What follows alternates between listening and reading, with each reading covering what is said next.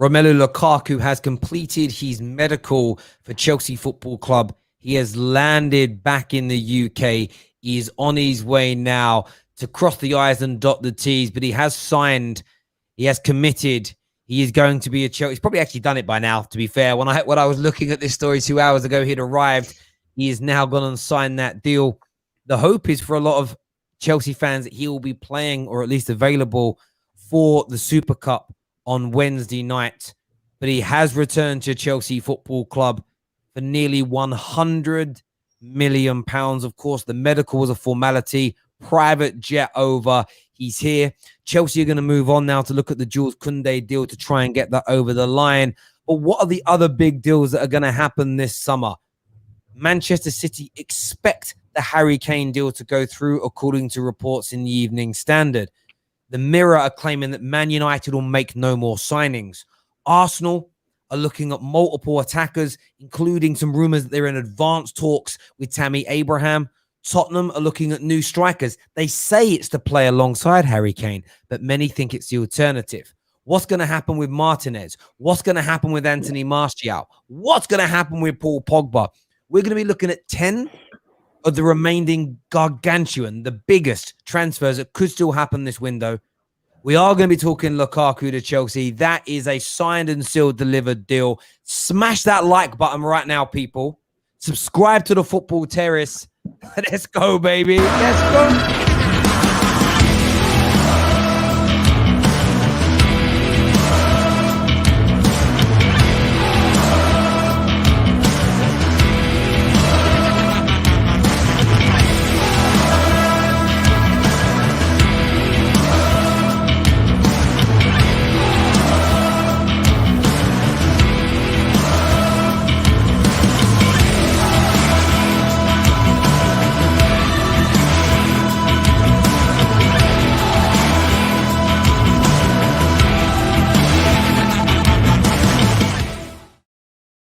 Welcome back to the Terrace. Lukaku has passed his medical, signing for Chelsea tonight. No one quite knows when the announcement is going to be. I've seen all these Twitter theories, it being 8 p.m. tonight, 10 p.m. tonight. It could be 8 a.m. No one knows when the announcements come in. Only Chelsea do, to be fair.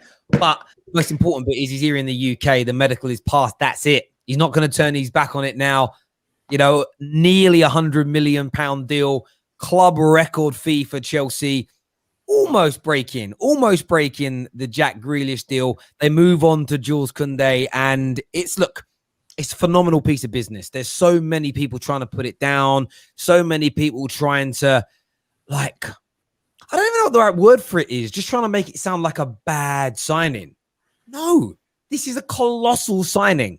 This is one of the best goal scorers in the world going into a team that just needed a goal scorer. That's it, point blank. You know what I'm saying? That's all it is. That's all it comes down to.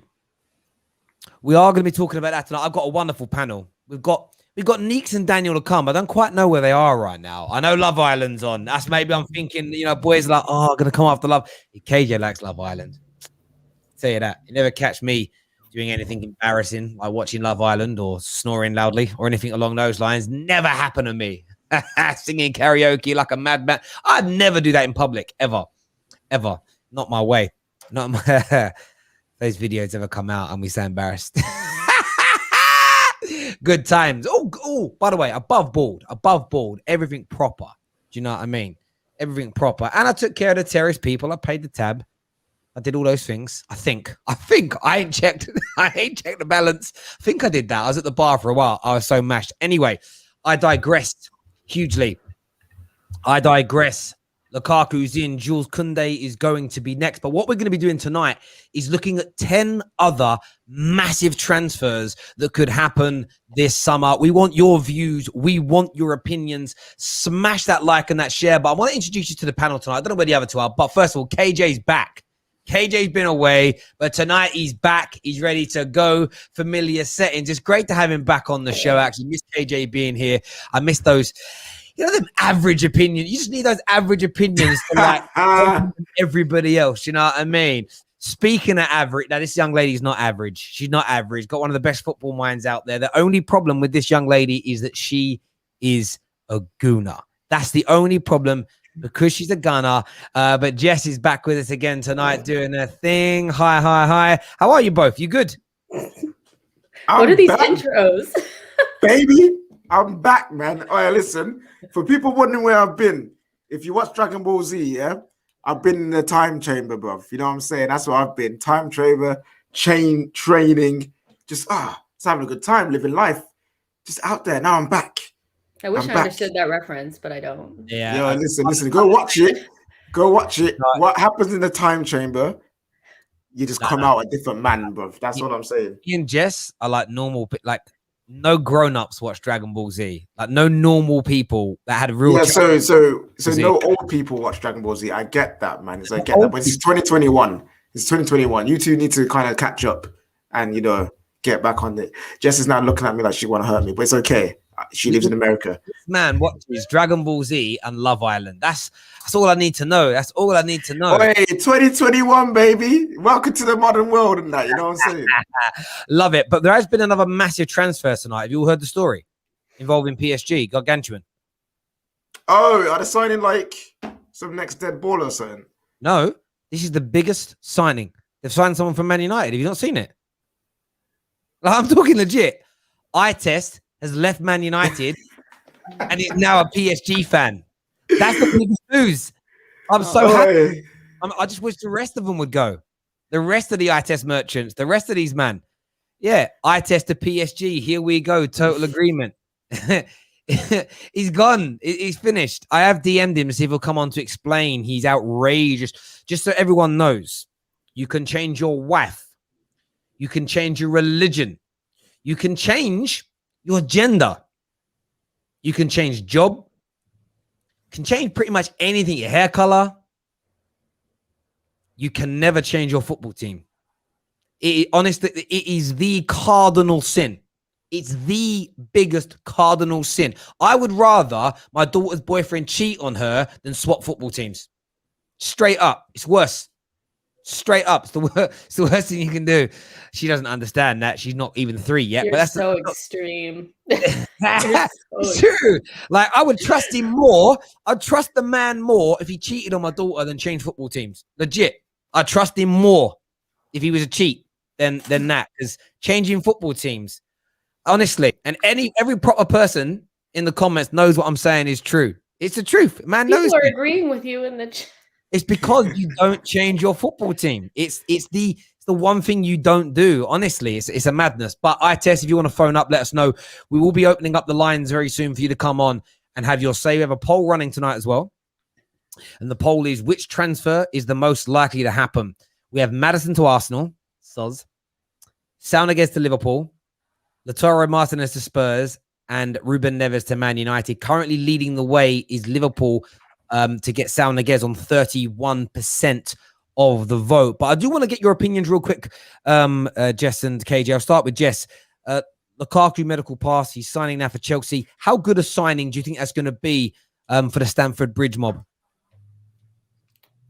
I think it's really good. I think it makes them legitimate. I mean, I'm not going to say that they weren't like contenders before this because they do have a good squad, but we know that they lack goals. Timo Werner, I thought if they went into this next season counting on Timo Werner to become something that he's probably not going to be, then they'd be in trouble. So I do think that this is a good signing. If you look at his statistics, maybe eye test wise, he doesn't really pass it because Lukaku still has those kind of Lukaku things about him where his touch isn't always the best, but he does score goals. So from that perspective, I think it's a really good signing. And I mean, they're real title contenders now, and I expect to see Lukaku just smashing it. Like, this guy is going to be so scary. Like, he really is. I wouldn't want to be a defender watching Lukaku come towards me. Like, it's crazy. I wouldn't. Yeah, and I hear you on that as well. I mean, Cage, is this the difference now for Chelsea? Is this it, Chelsea, for you? Are they bona fide title contenders because of this? Well, Lukaku, 115 million euros, 100 million pounds. So if that's the price, then he needs to get 30 goals, 30 assists, never have a bad game. Because apparently your pros tag determines how good you are as a player. No, I'm joking. Like it's fine. Like no, they are now up there. They are up there. They was up there anyway because Tuchel's a great manager. They have an amazing squad. And what we saw them do from when Tuchel came in to the end of the season, you can only say that they was going to be up there. Like obviously the winning Champions League, amazing achievement, but also how they conducted themselves in the league. That was hard to break down, hard to beat. And yes, they had a couple of slip-ups against like your West Broms and that, but they look solid. They look like they know what they're doing. They look like a well-oiled machine. So even without Lukaku, there was always going to be a threat. Now with Lukaku, that guy that you know can bag goals, and they won't have to ask him to do much. That's the scary thing. At Man United, we was asking him to come deep, link up play, hold up the ball, do all running behind. But that's him to do too much. At Chelsea, it'll be stay within the width of the goal, of the box, be in there when we need you to be, and he'll just bag goals. And if that happens, Chelsea are challenging, and not even challenging, they'll take it right down to the wire. And Lukaku, the scary thing about Lukaku right now is like, now that he's gone and proven himself in Italy, won the Scudetto, he is now coming with the bit between his teeth. And it's like, for all you haters that called me a donkey while I was in England at United, I am coming for you. And when Romelu Lukaku's in that mood, like just said, if you're a defender, just get out of his way because he's a steam train when he goes for when he gets running and gets up to speed, man. Like no doubt about it at all. And I think for me, I've seen a lot of people disrespecting him in terms of like his time at Man United. You have to apply context, and he joined.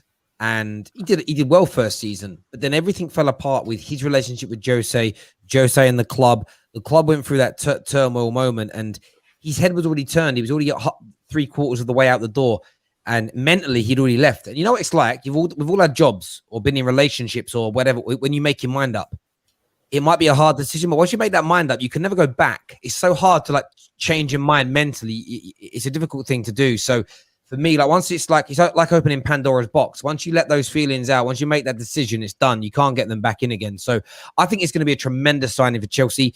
He's going to bag them goals, as we've already mentioned. He will make them title contenders, and we will get onto the Harry Kane situation later. But if City do not sign Harry Kane, Chelsea are winning the league, in my opinion. And we are doing Premier League previews later on this week. We've got a big brand new show coming on Wednesday night at 6:30. So make sure you're tuning into the Football Terrace for that, ladies and gentlemen. 6:30 on the Football Terrace. Big brand new show. 4-part episode to begin with, hopefully running throughout the course of the season. So stay tuned for that. Make sure the like button is hit right now, that you subscribe and turn on the bell notification. But even more importantly, we have a brand new Telegram group, which is for notifications to these live streams. You can sign up to that now for free. There's no spamming. There's no marketing. There's no weird advertising. It's just when we go live, we post things inside that Telegram group chat. You can sign up to that right about now. Maria Williams here with a super chat says, changing your team because they are not doing what you want is like chucking your kids out when they misbehave. Never acceptable to change teams. Yeah, none. It's eye test. I don't know where you are. I don't know what you're doing, learning French or something, but it's ridiculous. For the record, though, Terry would chuck his kids out before changing teams. Just let everyone knows that, just to make sure everyone knows he would. Yeah, do you know what's mad, right? I'm quite tough in every walk of life with my kids. I'm banging trouble. They can do whatever they want to me. I'm terrible. I'm with one of them dads. It's like, no, they didn't do it. We've got CCTV. It's fake. No, it's my kids. Fake news. Fake news, bro. You know what I'm saying? Yeah. Do you know what I mean? Just a madness story, right? I always remember when the council estate I grew up on, I remember this lad. I can't remember what it was he nicked. It might have been a PlayStation. It was some sort of computer console. He nicked. He was under his arm, right? There's one policeman trying to drag him back. The police car following. His mum chasing after him, screaming, saying, "Leave my son alone. He hasn't done anything." Like he obviously nicked this. Like we could all tell he's a local thief. And I just remember the love of a mother. Leave him alone. He didn't do anything. Man's got the computer in a box under his arm running. Oh, it was great. I love that. But we are talking some other transfers. We are going to start straight away, keeping with Chelsea, and we're going to talk Jules Koundé. Jess, do you see this deal happening for Chelsea Football Club? Yeah, why not? Like, I don't see any reason why it wouldn't happen. Sometimes deals take longer than others, and I don't think that because it's slowed down just a little bit, or the news about it has slowed down, that means that it's not going to happen. They definitely need to look at those center backs. They definitely do. I think I don't really know. I don't really know. But if I was a Chelsea fan and I was looking at that back line, I'd look at Christensen and Rudiger and say, we need something better back there, and Jules Koundé is a good up and coming center back. I don't think, now that I've looked at it, I know I said before that maybe his size would be an issue. I actually don't think so. I think he'll be just fine. And Chelsea have the money. So I don't see why it would be an issue for him to come in. So this is one that I expect to get over the line. I don't think Chelsea's going to just do one thing. They're going to try to address the center backs too, so yeah, I see it happening. Yeah. No, I agree. We are joined now by Neeks and by Daniel as well. They're here with us. How are we, gents? I'm good. Wait, is that Daniel? Is that Daniel fresh from the Olympics, bro? You know what I'm saying? Like, he was too busy for us covering with, was it Denise? Wait, man's getting compliments in the elevator, getting called handsome and that. Like, look at him. Don't do that, man. Just why blushing in that? Just why did you come on Saturday? Huh? Why didn't you come on Saturday? Why didn't I come on Saturday? Yeah, to the link up, fam. I live in LA. I can't come all the way out there for like a couple hours. Honestly, I don't know if you're aware of, Jess. I even think your countrymen might have invented this. You heard of that thing called an aeroplane? Be quiet. Come on now. It's like a big flying bus. You get on it and it flies you across the ocean. You land. And we've got 3-4 airports in London. You know what I'm saying? I think you forgot that I was a flight attendant before, so I know very well what an airplane is, and I probably know more about it than you do. But yeah, I didn't come. Just had a She Knows Arsenal party, we would all be there. So I'm not having 100%. 100%, bro. You know what I'm saying? Next time, I'll come next time. I already told you guys I'll be there in April. Terrace on tour. In fairness, I've got to reach out to them, but there is a very, very good sports bar in LA that reached out to me a little while back that wants us to host a series of podcasts and shows in their bar in LA. So that's hopefully we can try and get that set up for this season. We had to delay it because of COVID, but we do have an opportunity to go work in LA. So yeah, I think that could be some good times. That can be some good times. All business and pleasure. That's all I'm saying. All business and pleasure when we go out. KJ, speak for yourself, man. But that all just work for me. Just work for me. Only work. Work only. Just like on Saturday night. That's all I did on that was work. No drinking, no partying, no dancing. Thank God. I'm not sure what you guys are doing. Thank God Yan was there to give me a lift back, because otherwise I don't know how to go back. I was so gone. I was driving. I was like, that's get me home. I'm 35. I was out and there's all these kids about. I was like, this is a madness. Get me out of here. Do you know what I mean? Now, it was good times, though. It was good times. I had a good time. I just realized, well, until this morning, I was like, Prime was in the car on my way home as well. It was Prime. Yeah. It was Prime. I knew it was you again, but I couldn't remember who else was there. There we go. There we go. Listen, so we're talking Jules Koundé. Daniel, is that deal happening? I think it happens. He comes in as the best young centre-back in the Premier League. I think he's got all the tools and the makings of a quality centre-back to become world-class. I said I'd give him 3 to 4 years to become an established centre-back where people are recognising him as like one of the best in the world. And the initial stuff about him, his height and all, I was just laughing, because we literally had Ricardo Carvalho, who lost about 15 games in his Chelsea career, and Jules Koundé is in that similar mode where they're able to take on guys. They weren't known for their heading ability. Bearing in mind, he actually has a very high success rate when it comes to his aerial challenges. Yeah, fair enough. Maybe he might face more physical strikers in the Premier League, but it's not like it's a weakness of his. So I think he has all the tools and the makings to become a good centre back, especially under the tutelage of Tuchel. Tuchel predicates his system on having a solid defense, and he improves defenders. Rudiger looked better Yeah, Christian I'm glad you said that. Look better with 10 men around him. I get it. 10 men around him. This is what people always say. I mean, 10 men around him won him the Champions League. It So did. It's a great. I don't knock a yeah. defense. Mourinho's done it plenty times. I don't knock it, but So yeah, I'd have 10 men around Rudiger every year if it means we win the Champions League. But Kunde, I think the deal happens. It looks like it's happening. As I say, we reported it on the terrace a little while back, and the Zuma deal is all that slowed it down because Zuma rejected both West Ham and Sevilla. I did hear a rumor tonight, and I do too much reading, that the ex-West Ham employee has now stated that the deal for Zuma to West Ham is back on. West Ham may have come back in again for him. I've got to get it verified. I'll reach out to the guy. He's actually meant to be coming on the channel soon, to be fair. So if that's true and Zuma leaves, that money is then what's going to be used to top up the Jules Koundé deal.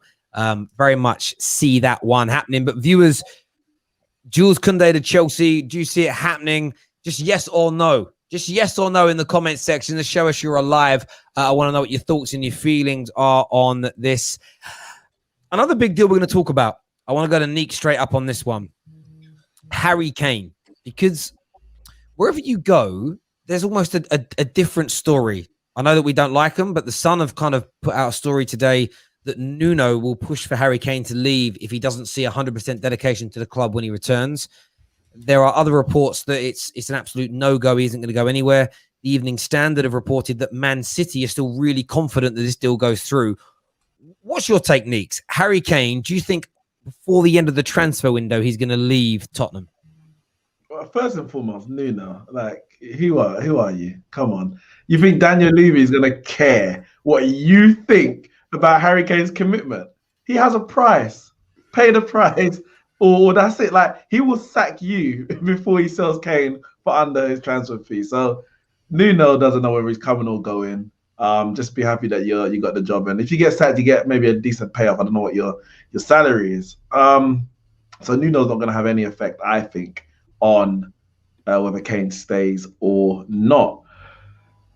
Can I see it happening? I said it with Haaland, and I'll say it again even with Kane. 150 million is a lot of money. Whichever way you spin it, I don't care whether you're owned by a state or not. Like, in football, 150 million is a lot of money. Neymar's record is 200 million. Coutinho went for 140. Hazard could raise to 140. But you see those deals, it's always there's add-ons that get in there, or we hear about it a year and a half down the line, because nobody even, like, I don't think anyone wants to even make it obvious that they've got that kind of money to spend, because of course your next transfer is going to be a bit higher, and your next transfer is going to be a bit higher. Can I see it happening? I'm going to say no. I kind of want it to happen because it opens the door for Haaland to come to us next year, as opposed to having Man City as an option. But I've seen this with Levy before, and he's not going to budge at all. And if Man City weren't willing to pay 150 million a week ago, why are they going to be willing to pay it a week later? Like, what's changed in that period? The season is starting on the weekend. You could do with Harry Kane then. So I'm gonna say no. Yeah, I would like to see it happen. It would be. I do hear you on that. I think the reason why it was never going to happen before the season begun is the first game of the season is Man City Tottenham. Mm-hmm. I do feel like that's a part in this. KJ, from your point of view, do you see Harry Kane having to stick it out at Tottenham, or do you think that a deal can be done here? Daniel Levy is a pagan, isn't it? So he is. So he's gonna make it as hard as possible for my man to leave. And he tried the whole strike thing, and that did not last long at all. You know what I'm saying? Like, doing the true Spursy thing there and bottling the strike, fam. You know what I'm saying? I think he stays. I think he stays. I don't think any team are going to be willing to put up 120, 150 million for this guy, especially, yes, his injuries have been getting better, but he's that 1 year older now. Can he really be fully over these recurring injuries that he gets every single season? And plus, people don't want to hear it. And this is not me saying this. This is just what has been said quite a lot in the TL. Is he in his big game, in the big games? Where is he? In the most important games, where is he? Now, that's a question that other people can answer, but if you look at it, he's got. has he been around? Well, it depends what. And also, I'm not saying what you class as a big game, but yes, he hasn't turned up for every big game in terms of finals, maybe even semi-finals at times. Yeah. But his record in London derbies across all London derbies, obviously some of them are a bit smaller than others, is brilliant. I think he's got the most goals actually in definitely North London derbies, if not London derbies. So let's just say the finals and the semi-finals. First one against Man City. Yeah, I mean the semi-finals and stuff. He did score.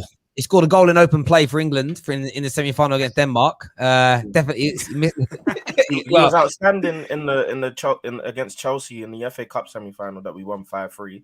Played really well in that game. Yeah,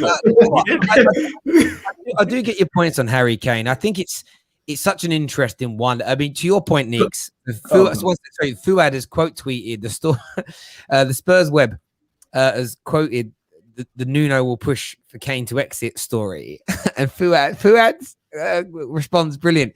He just quote tweeted saying, "Sorry, who does this guy think he is?" That's what I'm saying. It's like you've been here 5 minutes. You don't get to dictate those kind of things, as it were. Just changing the subject very, very quickly. Sorry, Terry. I just want to say quickly on the Kevin. Sorry, is that I think the statement of him coming out and basically backing down tells me that Man City aren't willing to put up what Levy wants. Because remember he did an interview with Gary Neville earlier, and he quoted the price of 100 million, which tells me that him and his brother, whatever agency, they've spoken to Man City, said, what are you willing to pay? 100 million. Cool. He stakes 100 million. Man City, if I'm correct, they bid 100 million. They did. About that, yeah. Which obviously rejected. Man City has probably spoken to his brother's agent and said, yeah, we're not willing to go, let's say above 120. They know that Levy's not going to accept anything less than 150. So now he has to come back and like, no, I wasn't on I was on holiday. Everyone knew that. I think he's come back. Deep what Roy Keane said in the community shield, and I stand by that. Like that's why I slightly disagree with KJ, just slightly, ever so slightly. I don't think there's a footballing reason not to bid 150 million for Kane. I think whoever gets Kane, because he will be taking the step up, will be guaranteeing about 2 trophies for the next 2 years, and the best trophies probably the league and the Champions League probably. But what Roy Keane said, which I stand by, is gentleman's agreement. It's BS. Of course it is. Why do you have a gentleman's agreement when you signed a 6-year deal? That 6-year deal is the only thing. A 6-year deal with Tottenham. Do you know what I mean? Do you know what I mean? What it comes down to, it's one of those things. He committed to that deal when Tottenham looked like they might go on to do something, and then they didn't go on to do something, and he wants out now. But viewers, we want your view and opinion on this. Harry Kane, is he getting away? Is he gonna get away? Blaze here says, when the same fan who says Rudiger and Christensen aren't good enough, but says Ben White and Gabriel are a top 4 partnership, that's Segal 2.0 is what Blaze. Is that what I said? Make sure you quote me correctly. That's not what I said. Oh, is that I didn't say that? What? You said that? Oh no. I'm not angry. I'm just disappointed. What? Earlier, I said Rudiger and Christensen need to be upgraded on. That's what I said. I didn't say anything about Arsenal. Make sure you quote me right. Which I did. Which I listen. And do you know who agrees with you on that? Thomas Tuchel. That's why he's gone and bought buying a new centre back. 110%. KJ looks like Michael B. Jordan. That's quite a nice compliment, KJ. Oh, he looks like Derek Fisher. Listen. Yes, sir. Yeah. You look like Derek Fisher. Derek Fisher is rich, so I'll take that too. Yeah. Michael B. Jordan, I get this every now and then. I look nothing like him, but I take it. Thank you. Thank you so much. I wouldn't mind Michael B. Jordan's body from Creed. Like that's like or from Black Panther. My man was stacked. My man was stacked. I mean 6 months of training on juice, and most people could look like that. But yeah, it's all good. It's all good. Hit that like and that share button, people. We're going to be going on to a contentious one now, and I'm going to start with Jess on this. James Maddison to Arsenal. Is this deal happening, Jess? Hit us with it. Oh, I want it to. Do I think it's gonna happen? Yeah, I'm gonna say yes because we have to do something. Yeah. What? Turn your mic on. What? What is this face you're doing down there? I didn't say anything. It- I didn't say anything. Look, I all didn't I'm say gonna say is that I do think that it's gonna happen. I don't see why it wouldn't. We saw, well, I don't know if you guys saw it, but there were, reports coming out that Leicester has identified a replacement in Jesse Lingard, so once you start looking for alternatives, you're probably thinking maybe this will happen. All we have to do is pay the money. And for everybody that says that seems a little bit too big for Arsenal, we've spent big money before. We usually do one really big transfer and that's pretty much it. And I think that this is going to be that transfer. We have to, it's more of a, if you don't, what the heck, so I do think it's going to happen. I do think he'll come to Arsenal. This is the only one that I think will happen. So, if we, yeah, that's it. So I totally get that. The reports that came out today were interesting because you obviously had the AFC Bells basically break it down very detailed that Arsenal have made a £50 million offer and two other offers involving players and cash. All have been turned down. 60 million is the minimum that they want. He's claiming, or they are claiming, I don't know who actually runs it, that Arsenal will not bid the 60 million asking price. The question I want to pose to Daniel here is, who do you think is going to crumble first? Arsenal submitting the £60 million bid, Leicester dropping their asking price, or do you think the deal will just not go through? I personally don't think the deal will go through. Obviously, look, Jess, Egal, all the Arsenal guys, they follow the transfer news more than I would because I couldn't care less. But I just don't see it happening because we know how Leicester operate. You know how tough it is to get a player off of Leicester. You more often than not have to meet the asking price. Obviously, Marina was able to get Chilwell down a bit, but even she couldn't get Chilwell down to what was the ideal mark, which was around 40-35 mil. Like, she had to pay 50 mil. Do you know what I mean? So yeah, it's gonna be tough. I mean, do you really want to pay 60 million for James Madison? I personally don't think James Madison is worth 60 million, but hey, most players aren't worth what we pay for them, right? No, I mean, I Chilwell was worth what, 20, 30? By the way, what I'm saying? not so. Please don't. Sorry, who's worth 20? I'm just saying, everybody overpays for Leicester's players. Everybody does. No, but I think Madison's worth 60. I think he's closer to 60 million than Chilwell was to whatever you guys paid for him. 50. I agree. No. Madison had a poor year last year. But everything before that, like Madison is a Madison. Remember, wait. Before you go, Daniel, remember, Madison was getting compared to Grealish. Yeah. Now, if Grealish is going now for 100 million, 60 million is pretty fair, no? That's neither here or there because I didn't think Madison was that. Like, look, this is not. Do you know what? It's gonna come across as salt because it's Arsenal trying to buy a player, and I know it's gonna come across as that. But fam, Madison will probably be good for Arsenal. I'm not a Madison fan, if I'm honest. Like, I think there's this, like, Madison, like, because he's a 10 and he looks aesthetically pleasing. But my thing is, look, at the end of the day, what it comes down to, I think he'll be a good signing for Arsenal if Arsenal are able to get them. Every Arsenal fan that I've spoken to has said that the priority signing is a 10. So if you can get a guy like Madison, that will be great for them. But I just don't know if the deal gets done, especially because Madison played in the Community Shield. It looks like he's settled. Like, it doesn't look like he's going to make a fuss about anything. And like, Leicester are about to start the season where I think Leicester are genuinely competing for the top 4. Like, they're actually trying to get Champions League this year. Yeah. I think what's interesting about the deal, though, from looking at it as a neutral, is it does appear to be encouragement there for Arsenal to be able to get this done. When I look at the valuation, it's almost half the value of Grealish. He's better than half as good as Grealish, if that makes sense.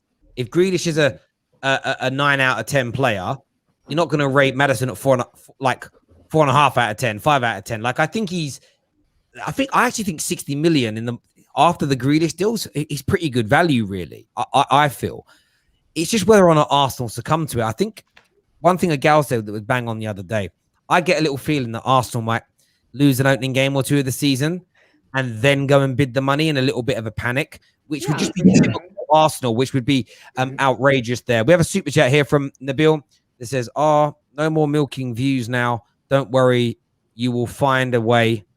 Always Haaland to Chelsea confirmed. hit the like button. Oh, you're basically getting me on the terrace is milking views. I get it. And then, Oh, yeah. Sorry. Brother, listen. What are you talking Nice about? try. Nice. No. I think he's being sarcastic. Oh, I know he is. Oh, Yeah. I I get know it he is. now. I know he is. I know he is. I know he's sarcastic. Listen, He's bro. quoting Terry.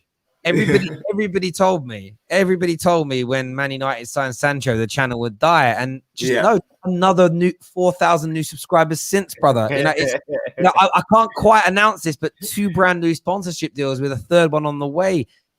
Channel's dead. We're dying, bruv. Unit 7 opening on the 20th. We're dead. You know what I mean? Dead. Can I just say quickly on the Madison thing? I think every Leicester player, full stop, has a price. Leicester are a team who, not that they're buy to sell, but they kind of know their place in the market. They know that they're not the end destination for the top players. Or maybe any player. Maybe players get to Leicester and think, okay, maybe I can go a bit higher now that I've got to Leicester. So they have a value for their players, but again, they're not willing to budge on it because they don't need the money. They've got one of the richest owners, and they trust their scouting network, which has done wonders so far, that if they sell someone for 60, 70, 80 million, then they can replace for 20, 30 million. They bought in Samare, they bought in Patson Daka, and that's probably in preparation for bids for players in those positions. So I think they're more than happy to keep Maddison, like they were more than happy to keep Maguire. But if a bid comes in that's acceptable, they'll sell him and they say, all right, Soyuncu, do your thing. I don't know who they got. They got 2 strikers they now. sell one big player every summer. Like that's what they do. They sell at least one big one every. Yeah, and their preparation for that is always good as well. Like they're prepared. From the year before. You know what I mean? That's the one thing about the Madison thing that's different, though. Have they done that? Have they got their Madison replacing? Look how they played last year. They were playing with 2 strikers. So they kind of phased him out of even the setup. If he's to go, they don't need a 10, maybe. Yeah, I think do you know what it is with them? It's Leicester in a really good space where they're not expected that all their new signings, like if Chelsea, Man United, Arsenal, Liverpool signed Daka or Samari, the expectation would be for them to ball out instantly. If you notice that there's not that expectation on them when they go to Leicester, because especially on socials, fans of the big 6 like dominate in terms of the noise and what you see trending. So that's our expectations. And one of our rivals signs someone of that, like with that much hype around them, we apply ridiculous levels of pressure to a point, by the way, where Jadon Sancho after 20 games hasn't got at least 20 goals and assists combined. People just like, well, they just will. Like that's the levels of it comes down to. But viewers, what do you think? Maddison to Arsenal, yes or no? Get it into that comment section. We're going to move to Liverpool because Liverpool, I know they've got Konate, and I saw him trending today because of some good passes in the preseason game. New deals are plenty. I want to ask, though, about Sal Niguez. I'm going to go KJ first on this one. Sal Niguez to Liverpool. Do you see this deal happening, bruv? You know what, yeah? It makes sense. It makes complete sense. Like, he is a player that you could see fitting into Klopp's system perfectly. He's a hard worker. He's technical. He's very good on the ball, and he's got a little bit more about him than just running around. You know what I mean? He can actually shoot as well. He's got a good shot on him too. So he's a player that would fit perfectly into Liverpool system and with this Liverpool team because he's also a winner. Fresh off winning the La Liga, Simeone's instilled that mentality into him. Perfect. Will FSG spend the peas like that though? I don't know. Like the only thing that stops Liverpool from kicking on to being what they could be, that dominant force in the league, I personally think is FSG. They've got them to that point where they can potentially dominate champions year in, year out. But they just seem to be an ownership that, again, similarly to the Glazers, will do enough to get somewhere, but not too much to get over the line. They were fortunate enough to sign Van Dijk and Alisson and had Klopp to get them to win the Premier League after failing to do so that one season when Man City beat them to it. Are FSG prepared and willing to go and kick on again?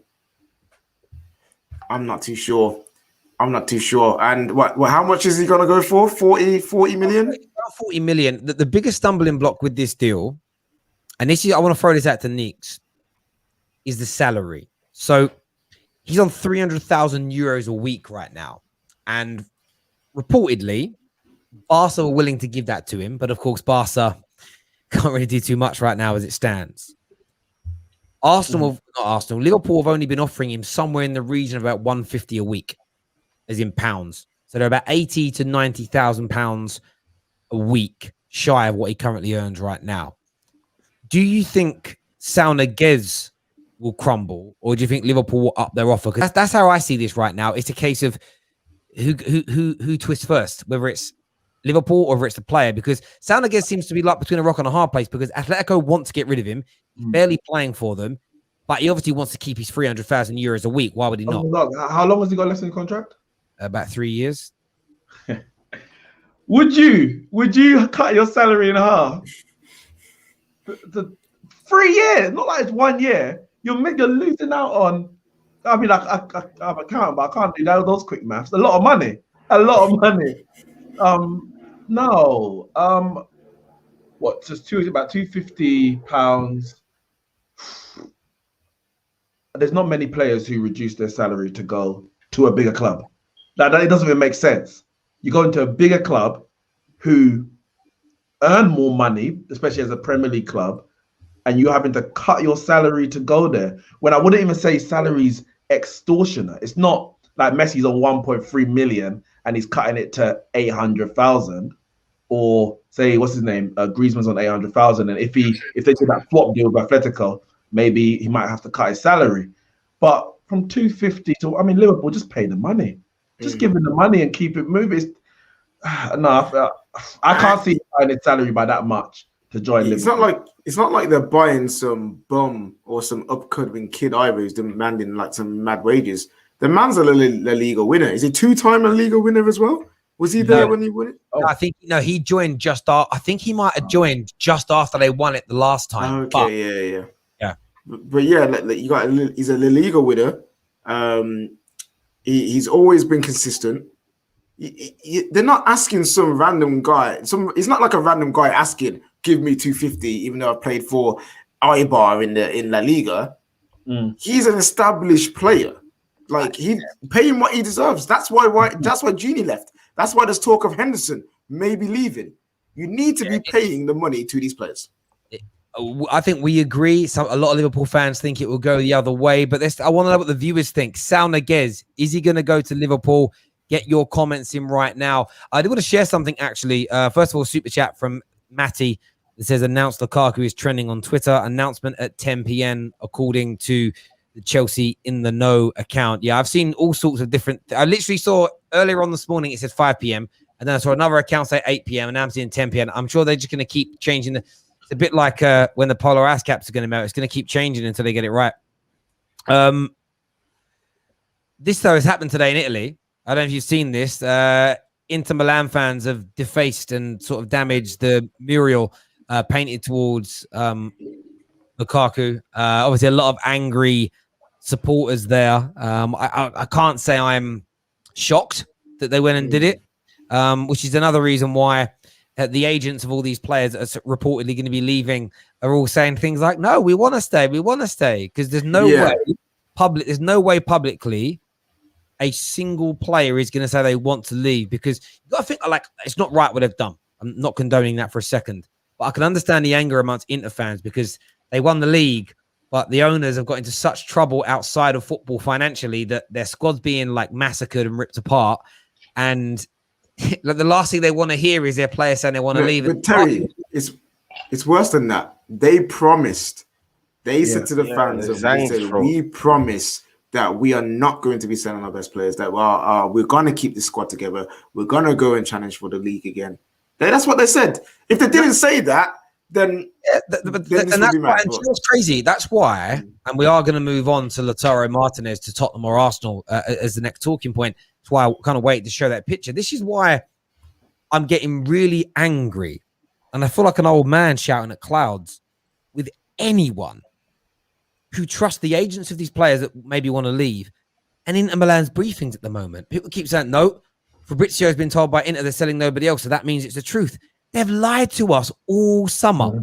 Like, on a real legit level, anybody that's believing Inter Milan right now, they need their hard drive checking. There's something wrong with people that are trusting Inter Milan right now. I even saw one report that they're going to offer Martinez a new deal. And I've got to give my theory about this live on the air. You offer Martinez a new deal. With everything going on at the club, what do you think Martinez is going to say? Release clause.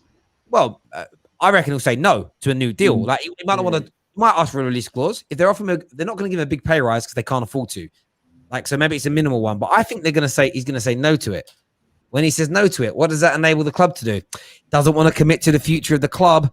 Oh, darn it. We have to sell him now. We didn't want to, but it's honest to God, it's so transparent what's going on at that football club right now. So, without further ado, Neeks, Lautaro Martinez, do you see him leaving? And if so, Tottenham or Arsenal? I had this question earlier. It was Football Dugout I was on. And if Spurs sell Harry Kane, he goes to Spurs.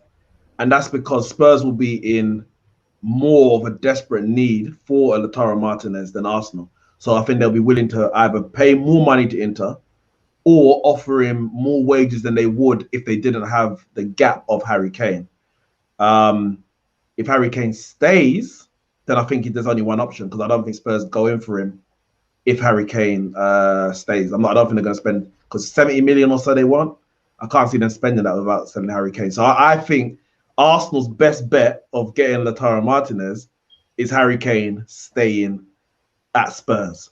And it's not a case of, Spurs necessarily have more pulling power, but I think it's just desperation. They're going to need Martinez. You've got Aubameyang, Lacazette, Martinelli, Balogun. One of them, and I'm talking about probably the senior ones, will have to go if you're going to go all in for Martinez. Is still there as well. Yeah, forget him, man. Yeah, but no, I know he's not the greatest player, but they need to sell him as well. And if you don't get sold, what's a Martinez to them? You know what I mean? Like what do you? I know, Jess, it's one that you've really been like saying you don't see is going to happen. Then suddenly Spurs get linked to him as well. Like, what's your? I mean, it might not be Arsenal. You think he's going to? Can you see Martinez leaving Inter Milan? And the fact as well that Fabrizio's words earlier. I mean, this is where it doesn't make sense to me. And I'm not having a pop at Fabrizio. I'm just saying in general. He says no chance Martinez is leaving. The next tweet is Dzeko, done deal. And then the next thing is there's been no major contact yet between Man United and Inter Milan over Anthony Martial, but basically said it's a deal that could happen. Why would Inter Milan look at Anthony Martial if they've got Dzeko and Martinez? It doesn't make sense. Do you understand unless I'm misreading this? I don't know. Jess, what's going on here? What's going on? Yeah, he's definitely up for sale. Like, I think it's pretty obvious that they need the money and not just what they've sold so far. He's definitely on the market. It's pretty obvious, but, where he ends up, I think more has to do with what happens with Harry Kane than what happens with us. I just think with you guys know how I feel about, like, if we don't move on Lacazette, which who's going to touch Lacazette now? You know what I mean? Like, there's no way to even bring him in. And personally, I'd prefer, like, this is just selfishly, I prefer Harry Kane to stay at Spurs, because the last thing I want to see is Spurs with like 150 million. Then they can rebuild. I think they'd be a better team if they just moved on from him. So for me, it's like, Harry Kane stays. Maybe we can get Martinez. Maybe we don't. But still, Lacazette is still there. And Eddie, I don't think is so much of an issue because he's injured anyway. He's going to be injured for a couple of weeks or even like a month or so. But Lacazette, he just deads the entire thing, and I think that's why a lot of Arsenal fans are leery about this whole Lautaro Martinez thing, because Arsenal at the moment could pretty much link us or act like they're going after any big striker to make the fans feel good about it, knowing that Lacazette's not going to go anywhere. So at the end of the transfer window, it's like, well, couldn't sell Lacazette, but hey, we were going to get like the best striker ever, so but what worries me is that we're linked with so many strikers. It's not just Lautaro Martinez. It's several different strikers we've been linked with. That leads me to believe that the club really wants a striker. And they're watching Lacazette and Aubameyang and Martinelli and Balogun every week. So if the club is sitting here thinking these guys can't do it, then if we miss out on a striker, how bad off are we going to be? Any Arsenal fan that's been watching preseason that thinks Aubameyang's going to get 25 goals is smoking. Like, he's not. I was just going to ask you, is Aubameyang done? I think he's finished. Like, I think he's finished. Like, it's not that I think he's not going to ever score another goal, but what he was doing before, he was outperforming his XG. This is not like what he was doing was so out of the realm of possibility. The only thing I could think of is you're playing for a contract. So you're kind of, your energy is more up, you're more into it. Then you relax. We're not really competitive. The club doesn't go out and buy the players that they said that they were going to. You relax and you can't get back up. So I think Aubameyang's done. But if the club is desperate to get a striker, which everything says that that's what they want to do, if they don't get one, then how bad are we going to be? So that's what bothers me more than anything. Is Martinez up for sale? Yes. Will we be able to get him? Probably not. Will we be sitting there with Aubameyang and Lacazette? Probably. And with them two, I think we're scrapping for 6th, maybe. And that's if we get Maddison, Who do you prefer, Maddison or Martinez in terms of? I think we need Maddison because, who's going to get the ball to Martinez? There's no reason to spend 60, 70 million on a striker if nobody can get it to him. As much as I love Emile Smith-Rowe, he's not really eye for the pass type of guy. He's more of like a sprinty around the corner type guy that plays better off of the left. So I would say Maddison and just hope that he can click with Aubameyang, but I'm stressed. I'm stressed out about it. But it's a real interesting one. I mean, I just see the man as up for sale. I think this is why I know we spoke about Harry Kane earlier.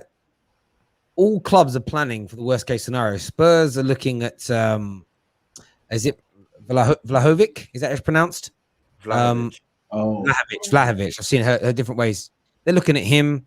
They're looking at other strikers. And again, straight away, the red flag for me is whenever you start reading a report about him, normally within the first or second line, it's, he's not a replacement for Kane, though. He's here to play alongside him. And I just feel like that could be true. I'm not denying that couldn't be true, but they pushed that news too early. It's like when Saliba went out on loan, and within every report it was, but it's not with an obligation to buy. He's going to come back to Arsenal because we really fancy him, and then he gave his shirt number away at the same time. They're talking about that bit too much, and I think that Spurs are potentially looking at life beyond Harry Kane as an example. Inter are looking at life beyond Martinez. Now, it doesn't mean these deals are 100% going to happen, but I think anyone who believes these players are not up for sale or they couldn't go through, I think are slightly deluding themselves. But viewers, Martinez, where do you see him going? I want your views. I want your opinions. Get your comments in. Make sure you smash that like button, by the way. Just over 2,300 people watching us live right now. We should be at least on. There's 2,600 people have voted. Let's get the likes up to about 1,000, please, ladies and gentlemen, and sign up. Terry, I gotta go. Okay, no worries. Speak to you soon. Bye, guys. Cheers, Jess. Don't Thank talk you. about me while I'm gone. We will. In fairness, we'll forget as soon as you're gone already. So yeah, it's make sure as well you sign up to the brand new group chat so you never miss another notification for the Football Terrace. Again, I've just posted that into the live comment section, ladies and gentlemen. It'd be good to get a few more hundred of you in there over the course of this week. Maria Williams thinks he's going Tottenham. What he's saying is Spurs staying at Inter. Do you know what? Chelsea fans are the biggest group that think he's definitely staying at Inter. I think they're trying to will it into existence. He's like, definitely staying, definitely staying. The funny thing is, the Lukaku situation as well, just to add on to the Inter point, is that Lukaku was untouchable at the beginning of the summer. Like they put everyone for sale apart from Lukaku. So like Zhang, like I'm in a group chat where we speak about Serie A a lot as well, because that's like my second league. And like Zhang's someone that we just basically crucified. That guy is a liar, like stone cold liar. Like he's come to the club and just obviously he's won them the title, but from when Conte wanted to leave, everyone should have seen it straight away. And like everyone should have been able to read between the lines that this was not going to end well. And the fact that it's all happened within the summer for me, like has been the only surprise. That's the only thing that shocked me. That it's all happened within one summer. This is it, Daniel. It's like I think some people had said, like, imagine Imagine you're Lukaku, and you let's say, for example, everyone's for sale except you. You're going to put yourself on the market. Why am I staying and everyone else is gone? And the manager. And that was also said by Christophe Terrer and by Sasha, two of the best Belgian journalists out there. When we spoke back in May, and again, I was getting crucified. The Terrace was getting crucified because the tier ones, Terry, the tier ones. They all said the same thing.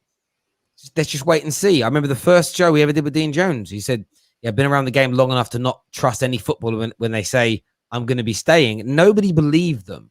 And that's why the fans have frustrated me by just taking everything as read.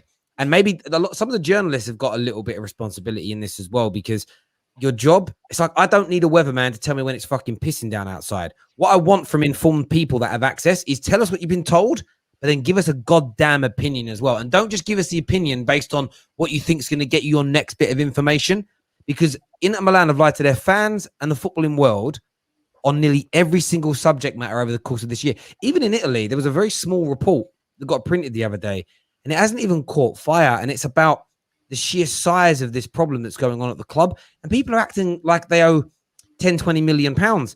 There's hundreds of millions of pounds that have got to be paid back to various parties, I think, by the end of September. They also need to rate, like, they're not going to shut down the club, but they've got to reduce their wage bill by at least 15% minimum. It's currently at 16% if you don't include the new players they've signed. So they haven't even hit that target yet. Do you know what I mean? It's like, and they've got Dzeko's numbers to now come into that as an example. Like, he's going to come in on, they're going to reduce all their costs. And that's why when you look at the Martial deal, it makes sense, because they're looking to loan him year one. So there's no upfront cost to buy him. And then like obligation to buy year two. United need to be careful here, though, because I don't want to be owed 50 million quid and then they're not be able to get it because they've run out of bloody money in a year's time. It's going to be very interesting indeed to see how this goes. But official Chelsea website, still no update. There's no post at 10 o'clock. I don't know if the In The Know account is right or wrong. I bet Chelsea fans are refreshing that homepage like mad right now. Bro, are people tracking his plane? Yeah, all right, Daniel, this is football fans, though. We've been tracking planes from the flipping. Yeah, but I get it when you don't know if they've signed.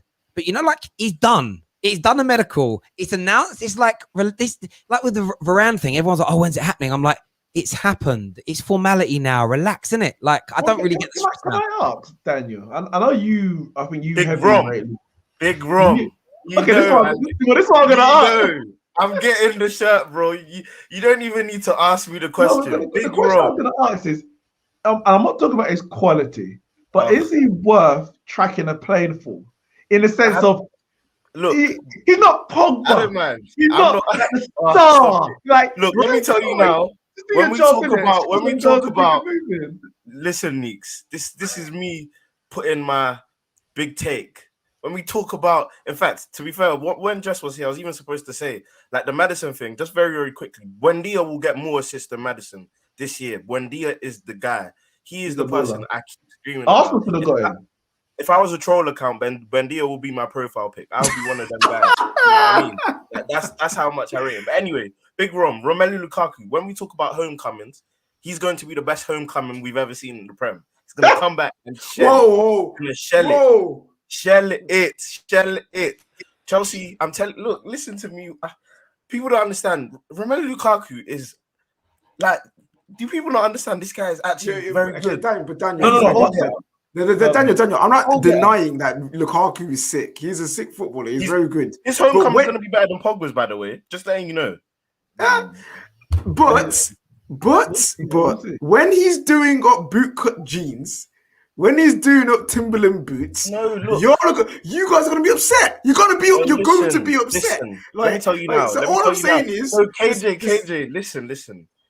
Of course, in the age that we're in, there's going to be weeks where he's going to get clipped up for having a terrible touch. And he's been clipped up already. I've seen the video. Exactly. Fam, it's already started. Wait, Daniel. All I'm gonna say is, get used to this. No, but KJ, listen. KJ, deeper, yeah. My thing is, yeah, when he was playing for Inter, getting all the goals, won them the league. Yes, Lukaku is the guy. What a striker, great. Now he's coming back to Premier League. Everyone's bantering all the right, and it's right. It's just like the guy. Everyone was pouring salt on the Kyle Walker presenter guy for saying, is it going to become the norm that Jack Grealish is going to get booed by all the rival fans? Of course he's going to get booed by all the rival. That's what comes with the pressure of moving to a bigger team. So I understand the Lukaku thing, but what we're going to judge him by, and it's very easy to judge a striker's output, is does he deliver in the big games, and will he score the 18 to 20 goals, the 25 goals that people want or need him to score for Chelsea to be able to win the league? And I think he can do that. I believe we are ready to win the league with Lukaku up front. Guaranteed. Yeah. What you're saying though about the era that we live in, like you're so bob on with it in the sense of like I want to sure I say it in the right way. We live in this era now where a lot of people raved about how good Lukaku was at Inter. He did very, very well. Very well. But you also had the reason it was probably overhyped by some is because they were using that as a tool to attack Ollie with as an example. And now Man United in general. Yeah, Man United. So you always get these things, and that's what I love about football. We always do it. We always this guy's rubbish, and he signs for us, and we find it looks good. I remember watching Goldbridge once. Someone put the mock up, but I'd watched both these streams, and it made me die. It was like 1 week he was saying how good Fabinho is. Like, I want him, great DM, great defender as well. If we need him to, he did it. He'll be one of the best. And then when he went to Liverpool, I think he said in a stream, like, I think he's actually quite overrated. In the space of a week, he done those two things, right? And it's funny, and that's fandom, and that's what fans do, and that kind of is what it is. But at the same time, for me, it's sort of like, I think he's going to do really, really well. Say it with your chest, man. No, I think he's going to do really, really well. But I am waiting to see what the response from social media is. I remember if he does a mistake, like the two things that stand out to me, two mistakes he made at Man United were two that, like, I think broke the camel's back with a lot of Manchester United fans. And it was like, there was one where he was really offside and he needed to leave the ball alone. And he knew he was offside. He looked, and then he ran after the ball anyway, right? And the fans were just like, why did you do that? Because we had somebody else coming through that could have gone through on goal. And then there was that touch where he nearly done his cruciate. I don't remember it. I think it was Yeah, I remember that. and it's like, I used to feel so sorry for him because I actually felt he got to a point where he started trying too hard. The only time it's going to go wrong for Lukaku is if he's not relaxed. If he stays relaxed and he's cool and he's calm and collected, he's going to deliver. Because his first 10, 15, I swear he scored 10 goals in his first 10 Man United. When he first came to United, he was banging. But Man United fans, let me just finish it. Man United fans, let me bring this right back around, killed him.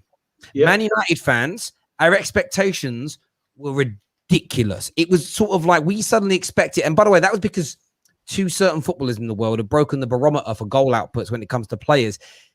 Scoring 27, like we did it with Zlatan the year before him. Zlatan Ibrahimovic scored 27 goals that season, but was ridiculed for it because of things that he couldn't do. Man United fans, I think, played a massive part in killing and destroying the mentality of Lukaku. I think he then tried too hard. No matter what he did, it wasn't good enough. He then fell out with the manager. So I just say this to Chelsea fans: get behind, legitimately get behind your guy.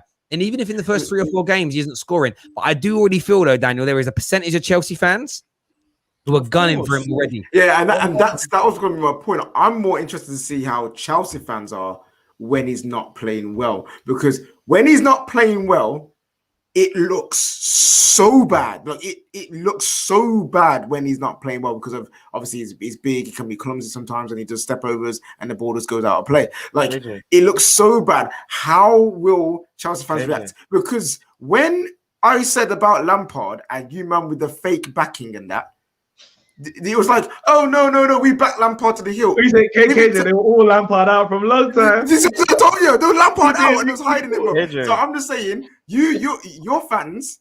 There's one thing I don't know about Chelsea fans. I love you guys, but I don't like you at the same time. You guys make out like you are the greatest fans in the world, and we don't do what normal fans do, which is turn on people. No, of course we do. You guys. If you guys turn on Lukaku, it will be quick. I'm not saying it will be quick. I'll tell you my response to that, though. Like, my simple response to that is Timo Werner. Like, at the end of the day, you can say all you want about Lukaku's touch and his inability to do things. At least we have the mindset that we know that's one of his biggest. Bro, when Timo Werner came in, we thought this guy was like Like, tell me someone who had a bad word to say about Timo No Werner. one. The only No thing one. you could say- No The one. only thing you could say about him was, we just don't know if he will adapt to the Premier League. The Probably Premier that's League, the yeah. biggest criticism.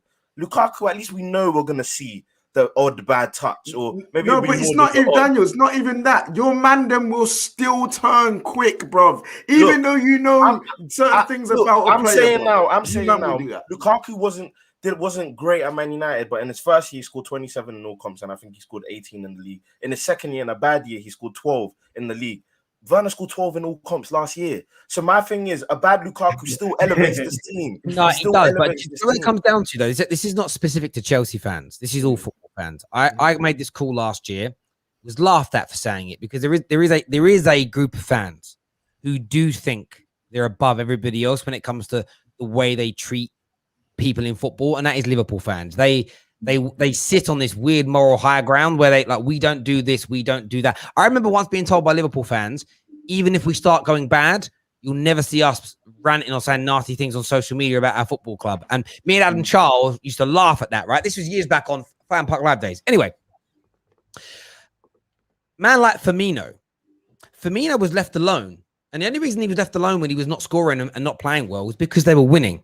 Now, the reason that Timo Werner, I think, has been given a kind of second chance is because you won the Champions League and qualified into the top four. If you wouldn't have sacked Lampard and you'd have finished fifth, or even if you sacked Lampard and Tuchel was it, if you'd have finished fifth and you wouldn't have won the Champions League, there'd be no return in the minds of the social media era of fans, because it would have been winning that trophy has given everybody in that squad like another chance, because you end the season on a feel-good factor, where Man United went the other way. Some of our players had really good seasons, but in that last game against Villarreal didn't turn up, and it was like, that's it. I always knew you were rubbish. It's the mindset of fans, and all fans. It isn't just Chelsea. It isn't Arsenal. It's every single fan base out there, in my opinion. Can I just lay my cards on the table when it comes to Lukaku? Because I was one of a few, I'm saying a few, of Man United fans who rated Lukaku throughout his time at Man United. I was fuming with him when he got big. And he got big, and I was thinking, like, it's so unprofessional. But I knew why he was so confident in himself, because he was a good player. And he's a proven goal scorer. Whatever way you look at it, however, how bad his touch is, he was scoring goals at West Brom, at Everton, and at Man United. But it was time for him to move on. Lukaku's biggest problem is goals in big games. Ramsey calls him small game Romelu. And I will be calling him small game Romelu until he proves they can score in the big games. Now, of course, if he scores 30 league goals, but doesn't score in any of the top 6 clashes, you know, I can say it, but it's through gritted teeth. I can't really go in on him.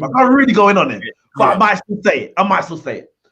But for me, 20 goals from Lukaku or whatever, I'm not writing home about that. I expect him to score 20 goals. That's the level he is. What he needs to prove, can he score in the big games? Inter have been knocked out of the Champions League 2 years in a row in the group stages. That's not good enough. They haven't won a cup. He had that chance for Belgium. They haven't won a cup competition. That's not good enough. Where is he in the big games? And I'm just saying, I think that's what he's got to prove. And Daniel, you've got your eyes, but you Chelsea fans were the same ones saying the same thing when he was at United.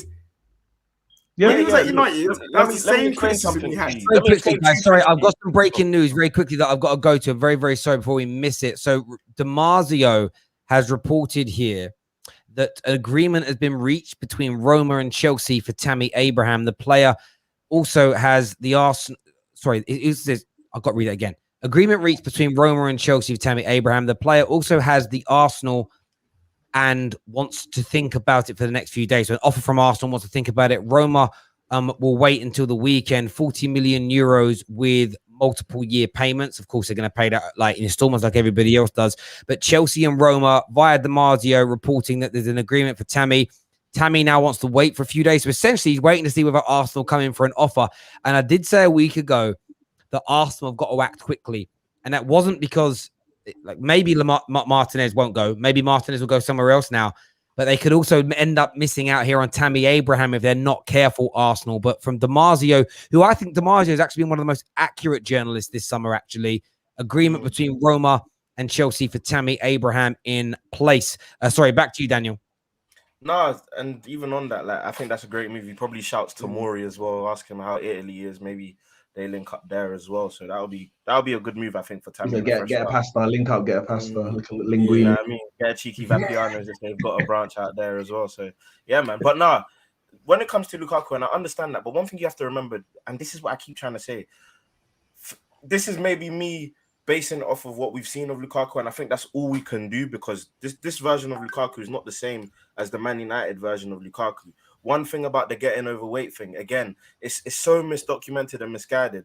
There was actually a disorder that Inter's doctors were able to identify that they patterned, and Man United weren't able to pattern. Obviously, yeah, maybe that is a bit on Lukaku's side, but it was also medical. So the doctors of United maybe should have done a better job in like being able to. No, 100%. Conte as well, good coach. Good coach, was able to prune him, able to train him, wanted him when we got Morata as well, was able to identify that this is the guy I wanted, wasn't able to get him, got him at Inter and made him into a league-winning title striker.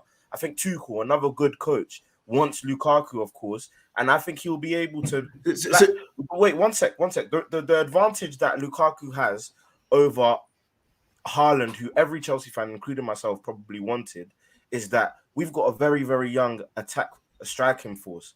Lukaku, as the experienced 28-year-old, is able to bring that all together, have runners either side of him. I think he flourishes in the system that we operate in. And I think you have to remember, the stick that we use to beat you, when that person joins my side, I'm going to cover those weaknesses and I'm going to back him. Do you know what I'm saying? That guys, we've got to bring it to an end now. We've got to 6 minutes on one subject, too long. No. But all I'm saying is, Daniel, you said that what helped him was a good coach, Conte, Tuchel. So are you saying that Mourinho at United wasn't a good coach? Your greatest ever manager at United, was he good at United? Mourinho at United, that was the start of the end. Everyone knows that. All right, cool. I'm just saying that there's certain Jose sexuals in the comments and that. I just wanted to see if you would indulge me, and you have.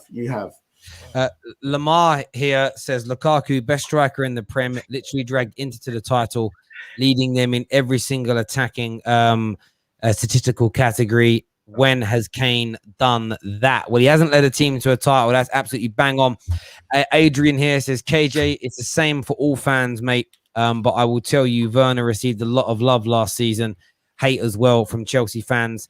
And yep, absolutely. Gio says, thanks to Chelsea FC, they sold us Tomori and Giroud for a combined total of 30 million euros. And they are weak. And they are now weakening our City rivals. There, Gio, the AC Milan fan there. A man like to hear Khan says, can we have some love for Roman and Marina? Run the club like true fans first. Yeah, they've certainly done a good job there. There's no doubt about it whatsoever. I'm excited for the start of the Prem now, though, guys. Obviously, we're going to be doing the preview on Wednesday night. If everyone is tuning in right now, Wednesday night, 6:30. Brand new Football Terrace show that's coming out every single week, same time every week, reviewing and previewing the last 7 days within the Premier League. Really excited to be bringing that to you. We'll have more information nearer the time with our brand new sponsors that help making that show possible. So very, very excited about that indeed. But yeah, it's going to be an interesting next.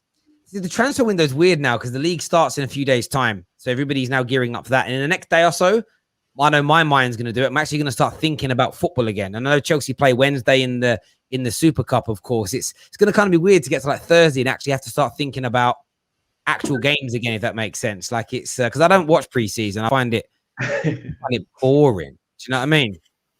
Yeah, I used to watch when I was in college, so that's about it. Wait, imagine, guys, imagine taking preseason seriously.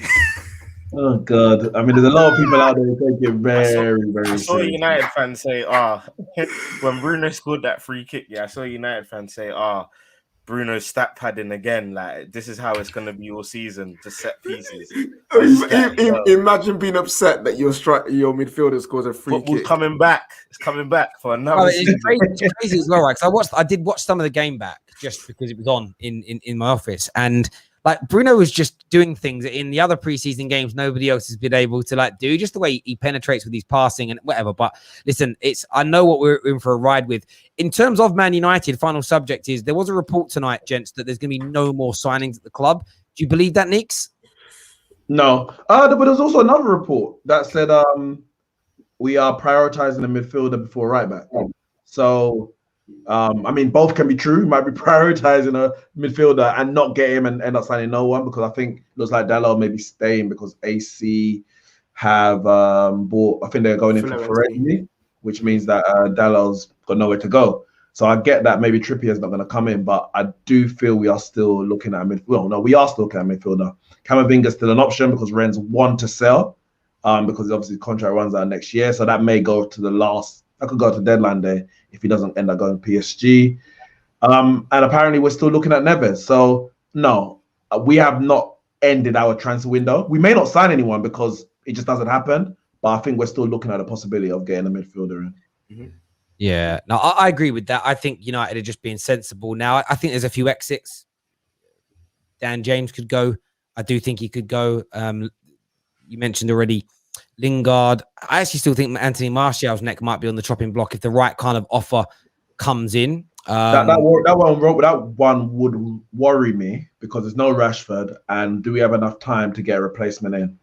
If I don't think they'll look for a replacement for him. And that's the thing. Who you'd rather on the left-hand side when Cavani comes back, Dan James or Martial? I think the answer's clear. I do get that. I just think it's one of those things. I think Martial is going to be key to that. Is whether or not he just says, "Do you know what? I get that I'm going to get a bit of game time between now and when Rashford returns." But if he knows after that he's unlikely to, he might push for it. But he could go. I don't think that work's done just yet. We'll see. I mean, the thing of it is, I'm quite happy with our window, especially that looks like Paul Pogba staying. So Paul Pogba staying, and the noises that like he really would consider a new deal. I just think there's a few things riding on that. If we get him to tie down to a new deal, I'm happy with this window for us, and we'll see what happens. But yeah, it's interesting because suddenly as well, Arsenal suddenly got linked with Trippier, and I was like, that just sounds like someone at Trippier's end or Atletico Madrid's in trying to tempt Man United out. Terry, can you please talk about Paul Pogba at some time? Will he leave for free? I mean, we'll talk about it now. I mean, he could. I think he could leave for free. He could sign a new deal. He very unlikely now is to be sold this summer because PSG. Well, it was interesting as well, though. Like there's now more of a delay with PSG getting Messi. I can really feel like Messi is holding back from signing until. Listen, I'm not saying nothing in it. No, I don't know any news, but I'm just saying. If he stays, I was right in it. I am the in the know. Who stays? Messi stays at Barcelona. Yeah, I feel like he's waiting to see whether like, the Liga crumble and change some ruling or something. And if that happens, if PSG sign him, there's no way that they can afford Pogba, and then he stays. And then it's just a case of, I think if we start the season well, I think he gets the new deal. And he stays. And I think he's taking this down to the wire. I think Mino is going to convince him to be like, no, you be in control of the situation because you already are anyway. Doesn't matter how well Man United start. We've had loads of periods already where we look sick and we look like we're about to do something, and then boom, there's some kind of block, there's some kind of crash, there's some kind of fall down. So I think Paul Pogba is going to take it right down to the wire. Even if he doesn't sign a pre-contract in January, that's summer coming. He's taking his time. Look how much free transfers or players being sold with 1 year left that we're getting at the moment. And it's something that has been kind of predicted in the last few years that we're going to get more and more players who are willing to or will run down their contract because, like as Daniel will know in the NBA, the power in the power in the NBA is all with the players. In football, it's going more and more like that. You know, it started in the 90s with the whole Bosman ruling, and then now, obviously, you know, the Bosman's still there, but players know that, yeah, I might get injured, but I probably won't, and my value's gonna hold, and I can earn a lot of money. The thing with it is, it won't. Once it levels out, it won't cost clubs too much because it'll work the same way. You might lose some for free, but then you're going to be able to buy people. If everybody starts doing it equals itself out at some point. But the players themselves are earning more, and they're like, well, if I can get 400,000 a week on a free transfer, well, that's as also opposed to 200,000. And you know me, when it comes to the finances side of things, it annoys me because people say, "Oh, PSG are picking all these players up for free." Do you know how much they're giving them in signing on fees and how much more they're paying them a week in wages? You dickheads! It's basically a transfer fee. Well, it's true. I mean, look at Aaron Ramsey. He's earned around £200,000 a week extra moving for free than when he stayed. So if you add that up over, say, a 5-year period, he's cost Juve that transfer fee. Like, that money didn't miraculously appear from fucking nowhere. Do you know what I mean? It's crazy. Free transfers are a myth. They're literally a myth. It's just easier to get done because you've not got to negotiate with a third party. Exactly. It's between two people. But there we go. But people love it because they have all net spend. I even saw Guardiola talk about net spend. Honestly, I could have headbutted him. It's like, what are you doing, mate? Why are you lying to people? It's crazy. But there we go. It's unbelievable. Unbelievable. Listen, everyone, I love the way he talks. Honestly, there's some managers have those distinct voices, like him and Jose, like their voices are just so good. Look, everyone who was tuned in, a massive thank you to each and every single one of you. Please hit that like button for us. Please subscribe. Back tomorrow with more content for you. Until then, take care. Goodbye. Hang on, is someone saying that Lukaku's been announced? They're probably lying to me. I always get these people lie. They'll say stuff and then I go and check. And I'm like, no, you're lying to me. I just want to double check because if that's been announced while we're live on the air, I didn't think so. Listen, until next time, take care. Goodbye. God bless. See you all again.